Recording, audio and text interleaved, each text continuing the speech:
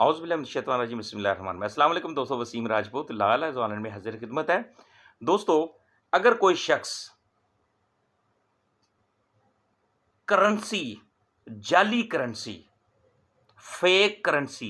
fake money, जाली पैसा इस्तेमाल करता है या उसको ट्रांसफ़र करते हुए पाया जाता है, जाली करेंसी इस्तेमाल करते हुए पाया जाता है, उसको अदर्स लोगों को ट्रांसफ़र करते पकड़ा जाता है, तो जाली करेंसी का जो वो कारोबार करता है, जाली करेंसी वो तैयार करता है, जाली करेंसी वो बनाता है, जाली करेंसी आगे जाली करेंसी के कारोबार में मुलव्वस पाया जाता है, तो उस सूरत में उस शख्स को ताज़ीरात पाकिस्तान के तहत, पाकिस्तान पीनल कोड के तहत, पीपीसी के तहत उम्र कैद की सज़ा और जुर्माना